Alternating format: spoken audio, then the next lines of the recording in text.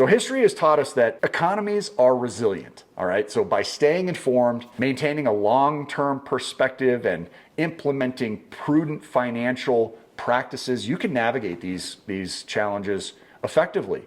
But that's nowhere near the end of the impact of these tariffs. The latest round of tariffs, particularly those imposed on the Chinese imports, has also sent shockwaves through the small business owners and farming communities. U.S. business owners like myself are often among the first and the hardest hit groups. Certainly that's been my experience thus far with this new imposition of these tariffs. So I wanted to unpack that as well on this video, because this is going to certainly directly affect every single one of us in every area of our lives. So let's just take a quick but detailed look at the impact and specific strategies that small business owners can use right now to survive and adapt as well. Even if you really are not somebody that owns your own business or plans to, you can really weigh how this could affect your job and or your bottom line every month. Adjustments across the board are going to be needed. So the first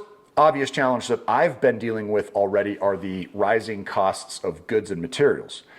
Tariffs on imported raw materials, machinery, parts, that can significantly increase input costs, which is obviously going to trickle down to the consumer. Let me give you an example. Let's say a plumbing business like my own, okay? Let's say we're purchasing imported pipe fittings or diagnostic tools that we use from Asia. We are already seeing costs spike, and those could spike between 10 to 50% literally overnight. It's already happening. Let's say manufacturers, those are relying on foreign steel or aluminum or electronics.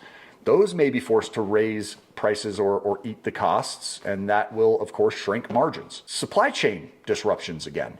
Tariffs will often lead to these retaliatory trade restrictions or delays or sudden price fluctuations in inventory, and that's happening already right now too. Small businesses that don't have the volume or the leverage to negotiate better shipping terms or alternative sourcing, those are going to be disproportionately affected here. Let's say reduction of consumer spending, that's going to be a direct impact, right? When markets drop, consumers get anxious, they pull back on discretionary spending. Luckily, with a business like mine that deals with sewage, that is essential. So people do have to still kind of bite the bullet on that. But restaurants and local retail, service businesses, and tourism heavy sectors, they may and likely will see significant dips in revenue as consumers tighten their belts and stop spending. That leads me to credit tightening as well, right? Because during times of market volatility, guess what the banks like to do? They may raise lending standards or reduce credit availability. They could cut back on credit cards. It could make it harder to get loans.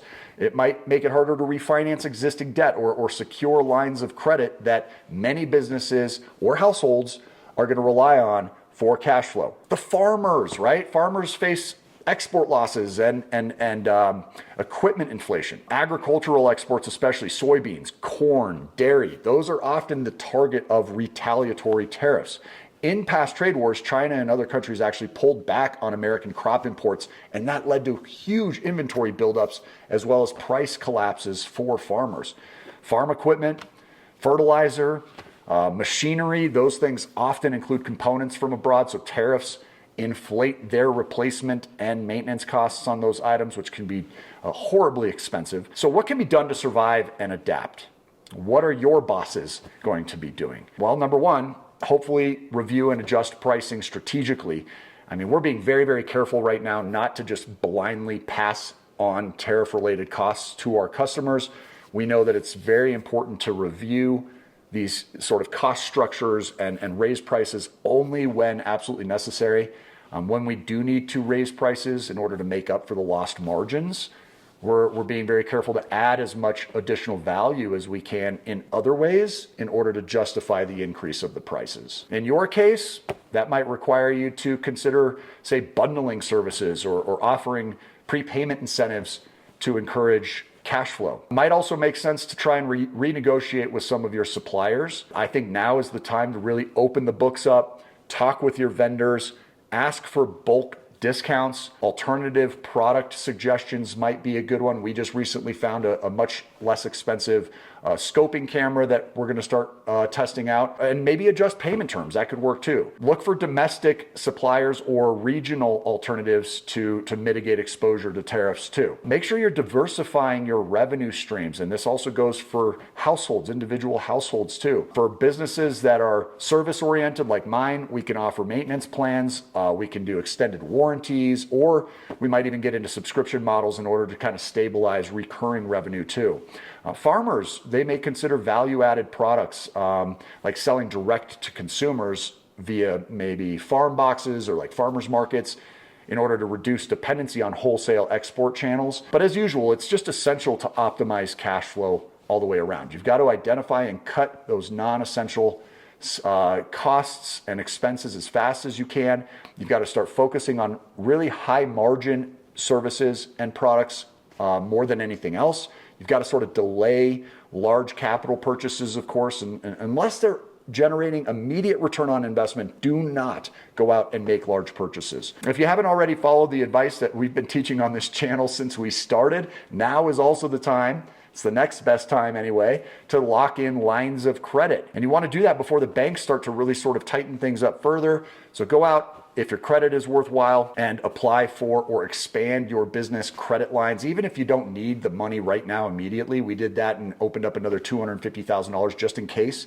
You might want to explore SBA or USDA loans for rural business programs that might offer lower rates or partial guarantees. I also think it's important to sort of embrace technology and automation.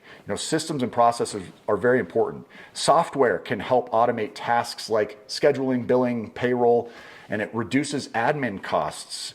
Farmers, they can explore sort of precision agricultural tools to save on water or seed and fertilizer and so on, and reduce those expenses down. I think it's important also to tap into relief programs or grants if they exist too. I mean, monitor federal and state programs that maybe offer sort of tariff relief or disaster aid, and offer maybe working capital support for businesses that are affected. And here's the thing, many communities even offer microloans or emergency bridge funds, especially in agricultural heavy states. So check into that. But stay connected to your customers and your community. It's really important right now. Communicate transparently. Tell customers how you're navigating the rising costs of things and what you're going to be able to do in order to protect the value of what they're paying for. Maybe host local events, maybe have loyalty programs, maybe have community promotions in order to help customers engage. We've been doing a ton of that lately and we're getting a great result from it. So I guess my final thoughts really boil down to, tariffs and market